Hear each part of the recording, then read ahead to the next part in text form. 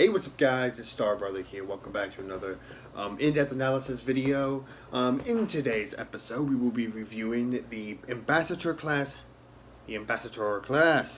Fun. Alright, so let's get right into the nitty-gritty of things. The Ambassador Class Starship was a Starfleet vessel created by the United Federation of Planets at the Utopia Peninsula shipyards orbiting the planet of Mars.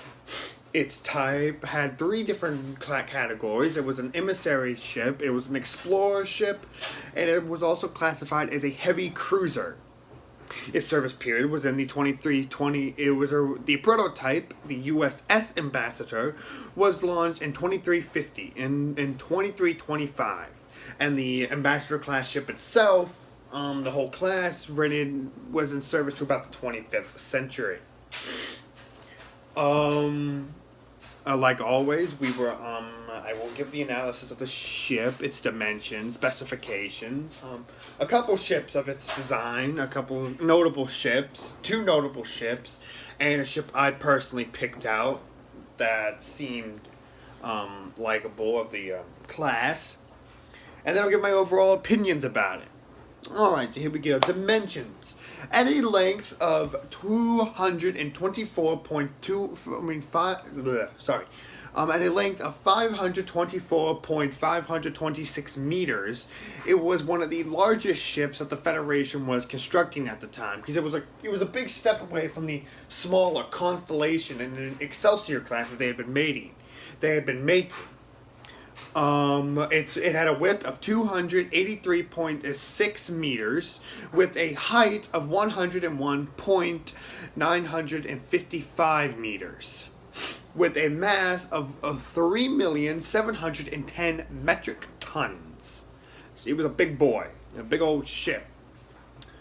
Specifications include there were 33 decks aboard. There were 33 decks on the Ambassador Class Starship.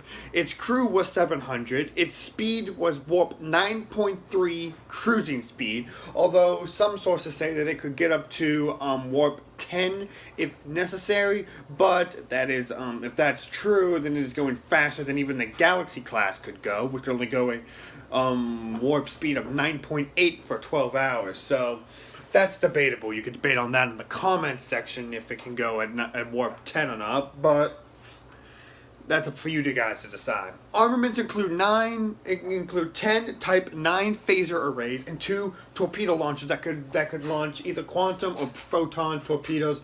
Most likely photon torpedoes, because quantum were still in the development. Defenses were deflector shields. And it only had shuttlecraft for auxiliary craft. Some brief notes about the ship. It was designed as a replacement for the Excelsior and Constellation classes, which were coming on about 3 decades old at the time. Although it would replace the Constellation class as a cruiser, it would not replace the Excelsior, that the Excelsior would still play a predominant role in battles to come.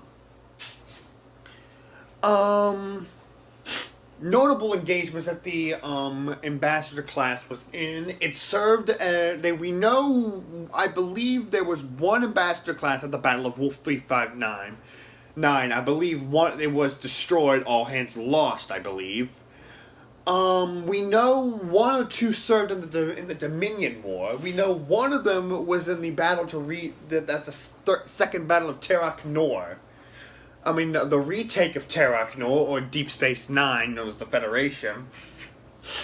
And we know one served out the rest of the war. Some of these ships were going on 50 years old, and they were refitted many times, and one admiral said that although she's an old ship, she is a very useful ship and is a fine ship of the fleet. Some notable ships of the the prototype of the Ambassador class was the USS Ambassador, registry number NCC 10521. It was the test bed ship with the original registry number of NX 10521, later getting the registry number of NCC. Of course, we cannot forget probably the most famous ship that ever was never an Ambassador class would be the fourth starship to bear the name Enterprise. The USS Enterprise C, registry number NCC 1701C. The USS Enterprise C was destroyed at Nimbara 3, when she responded to an attack of Romulan when she answered a distress call from the Klingons requesting aid from a Romulan attack. She was destroyed, preferably at the time all hands lost. But I'll get into more of that later in the video. We found out that they're not all hands lost, but I'll get later to that on in the video later on.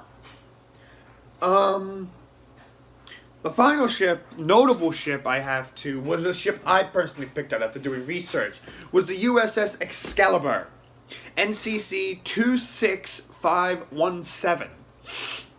Now, the USS Excalibur was a ship that served in the Dominion War, was a test bed and had one of the longest reigning ambassador classes. Was decommissioned right around the 25th century. I want to say the 25th. Yeah, the 25th century.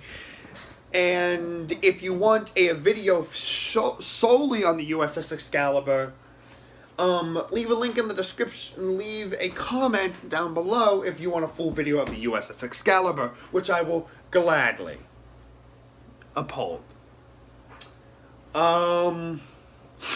Alright, so back to the Tasha Yar. So I'm gonna give a brief history on the USS Enterprise, the most notable ambassador class. The USS Enterprise was destroyed at Nimbara 3 after responding to a distress call from the Klingons, stating that Romulans had attacked. We preferred all hands lost, but we later find out that, okay, we gotta get a little backstory on the situation here. The USS Enterprise was brought forth about 25 years into the future, where she would meet the USS Enterprise D, NCC 1701D. This would set up a whole timeline where the Federation and Klingon Empire are in a deadlocked war, where the Federation is hopelessly losing the battle. Is hopelessly losing the war and is on the verge of defeat. Captain Jean-Luc Picard realizes that he must send the Enterprise C back to her own time to preserve the timeline and to make sure that this war never happened. Well, right as they were about to go back under the command of Rachel Garrett, the Federation starship Enterprise D and C were both got under attack by a Cavort-class bird of prey. Alternate timeline. These things were a lot more powerful than the Cavort-class birds of prey of the Prime timeline. So in this timeline, they were attacked and Rachel Garrett was killed. Which was then Lieutenant Richard Castile then took command of the USS Enterprise C and got a new helmsman in the form of an alternate timeline, Tasha Yar, who in this timeline was not killed by a meaningless death on the planet where she was killed on. In this timeline, she goes back with the Enterprise C and fights with them. We later find out that survivors did get aboard, people did survive the Enterprise C, including Tasha Yar. Tasha Yar was taken and had a child named Sela. Yes, Sela Yar. They tried to escape from Romulus, her and her daughter, but Sela stabbed her mother in the back, and it later led to Tasha's death. And that is the last we ever hear of the Enterprise C. Now, back to the actual Ambassador class. Now, I know diehard Star Trek fans will notice that the Ambassador class I am talking about is not the same Ambassador class that is located on the wall in the ready room. I mean, not the ready room, the conference room Now, the one in the conference room is nicknamed the Ambassador Class Prototype. Well, although it never showed screen time, you can check out the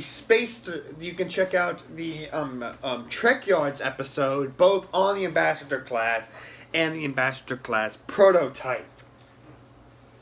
Well, folks, that's all I have for you today. I know this in-depth analysis was not as long as the Excelsior and the Vengeance, but I do think that you guys got educated for this amazing ship. Now, oh right, I forgot my overall opinions about the ship.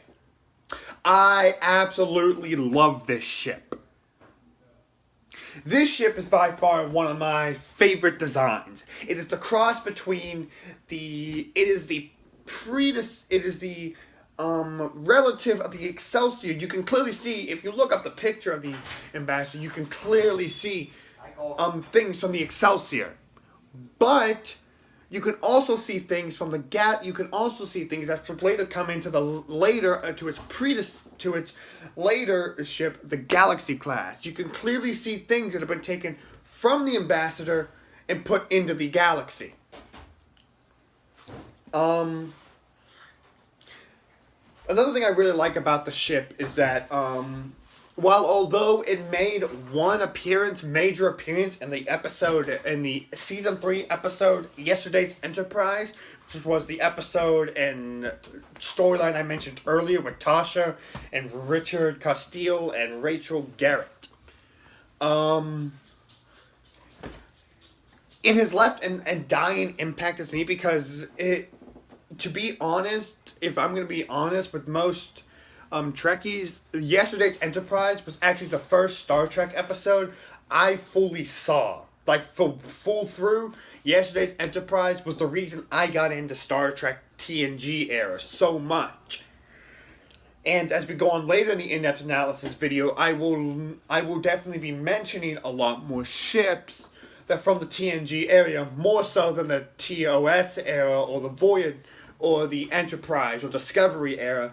Most of my ships will be from DS9, Voyager, and Next Generation. And it's because of the Ambassador class that my love of the TNG era is there. So, like always, please make sure to subscribe to the Star Brother, leave a like on this video, and don't forget to comment. And remember, if you wanted that full 15-minute video on the USS Excalibur's career, timeline, everything, leave a comment down below saying you want that video. And remember, my name is Star Brother, and we are signing off. Have a great day, everybody.